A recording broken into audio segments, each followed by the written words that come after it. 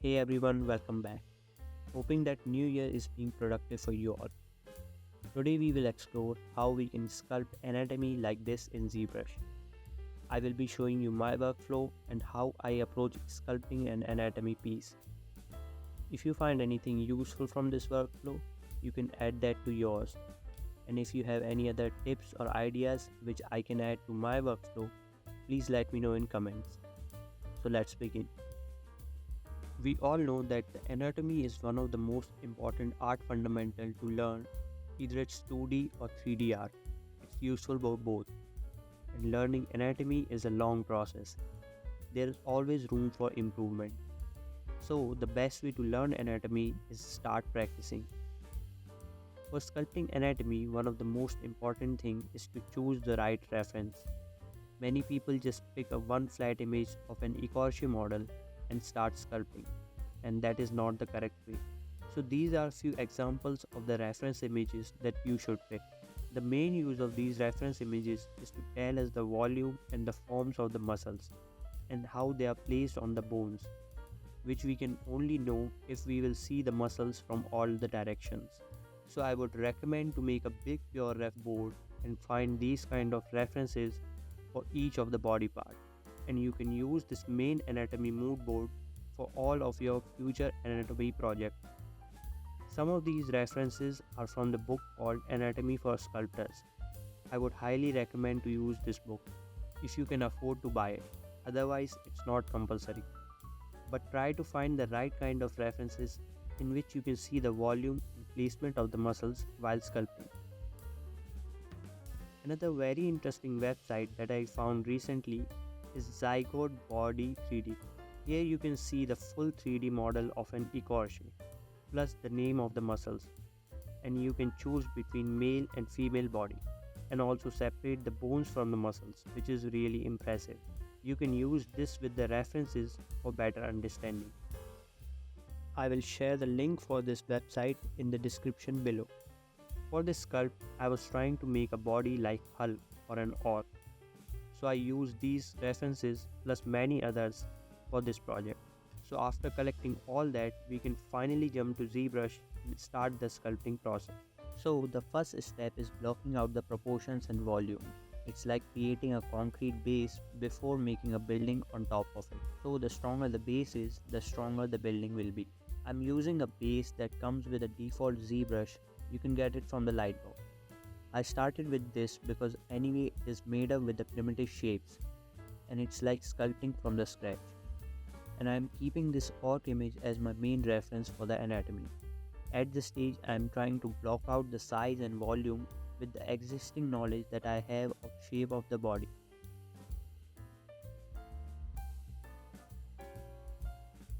I keep the arms and legs as a separate subtool at this stage for the better control. We will only be sculpting the anatomy of this body in this video because the face is a whole different game. We will be covering that in a separate video. After I feel good about the basic volume, I add a demo head to the body for the measurement purposes. I am using the 8 head measurement system for this sculpt since it has a big body size. 8 head measurement system means we can use one head as a measuring unit and place the main landmarks according to that in our sculpt. As you can see from this image, our body can be divided in 8 equal parts. Now this measurement can vary from male to female bodies, and even the head count can also vary according to the type you are trying to sculpt. After I am happy with the measurements, I start to carve out the main muscles and landmarks like deltoids, bicep, tricep and chest muscles.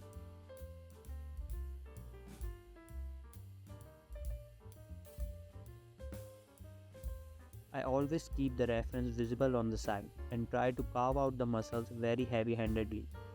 The motive of this step is to position all the muscles on the body, like a very shredded bodybuilder.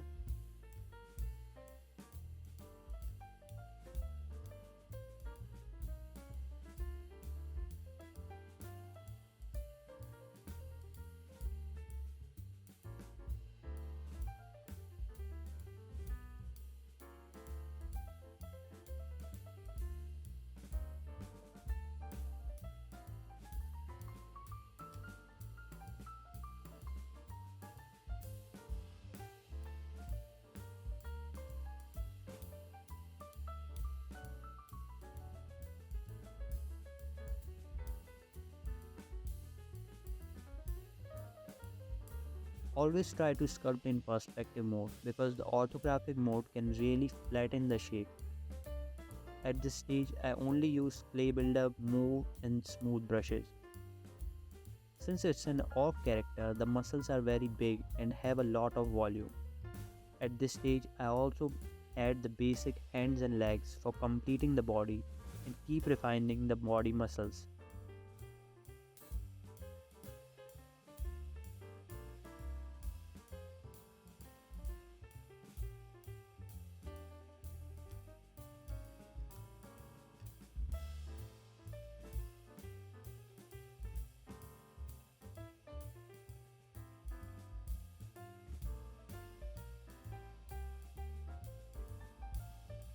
I also keep the Dynamesh at very low resolution so that I can change any of the proportion if need be. I am also trying to smooth few areas to blend the transition between the muscles.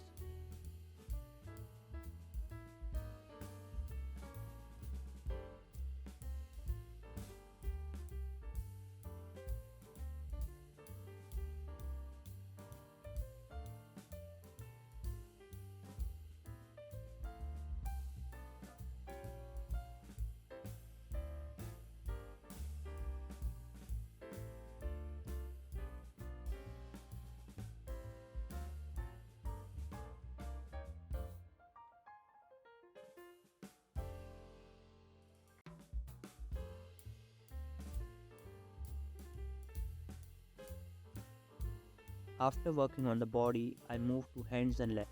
By following the same philosophy, I first start with working on primary shapes and setting up the proportions. Then I carve out the main landmarks and add volume. Hands and legs are some of the most tricky places because they are made up of lot of tendons and are very dynamic in nature.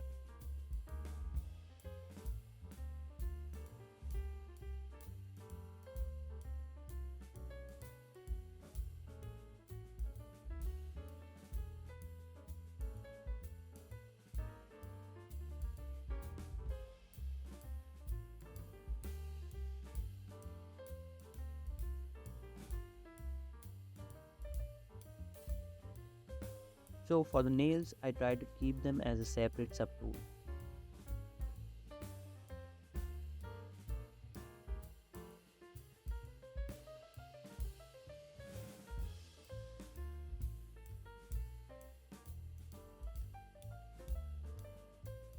Since it's a Hulk kind of anatomy, I keep the length of the fingers a little small. For the tips of the finger, I use the Sculptist Pro mode for resolution. Because if on the low value I will use the Dynamesh, the fingers will combine on themselves. So that's another piece of advice which you can use, and same applies for the fingers of the legs.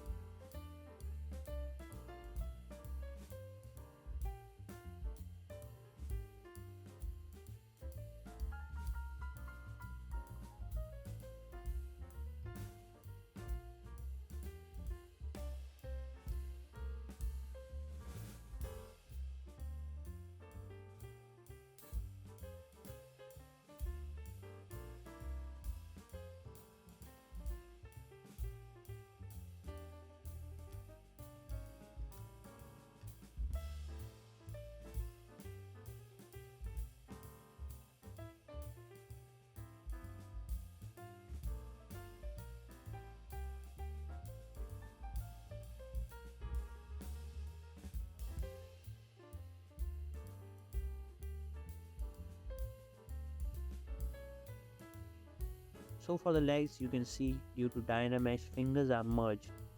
So I fixed it by deleting the geometry in between and using the Dynamesh on a little bit higher level.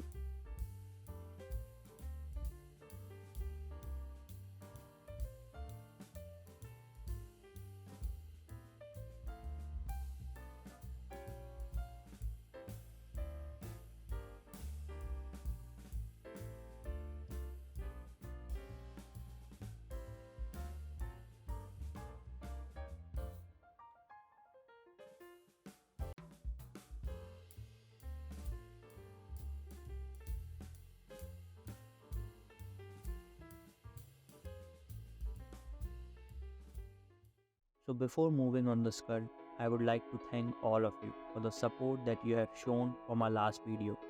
It means a lot and it feels great to be a part of such motivating community. One of the main reasons I created this channel was to create a positive and healthy environment among the artists in these hard times, especially the ones who are from India, and motivate myself and all the other artists to stay updated and keep creating and be ready for the bright future coming ahead. Once again, I would like to thank all of you. Alright, so since I'm not working on the face, I thought why not create a warrior kind of helmet and cover it with that. So I found few references of helmet and I quickly made a simple helmet to cover the face in Zbrush.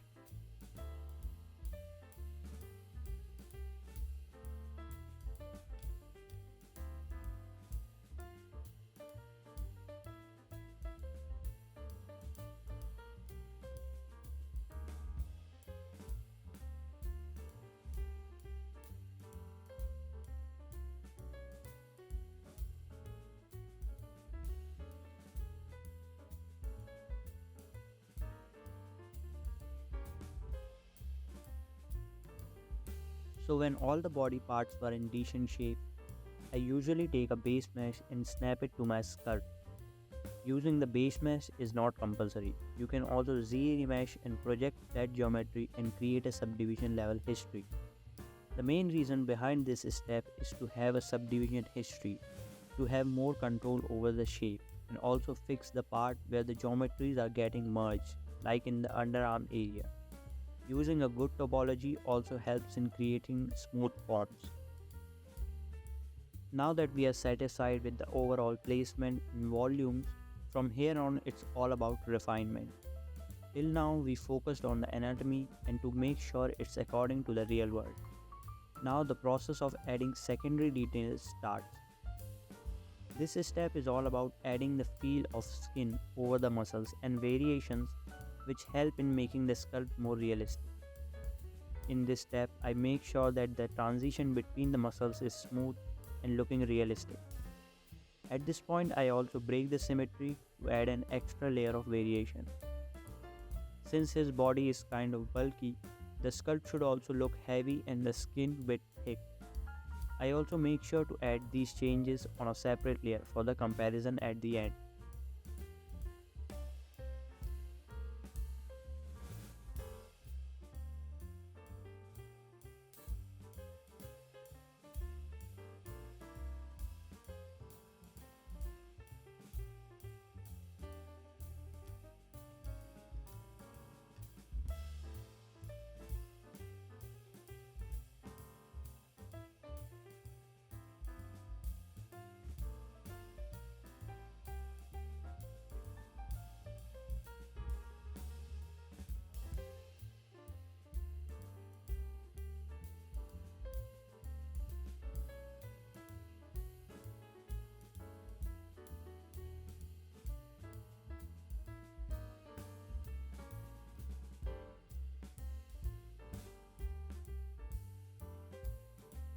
At the end, the last thing that I do is I add some veins on a layer.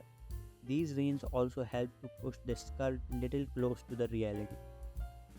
I simply use the inflate brush with a round soft alpha and make veins very prominent at first, and then later smooth them.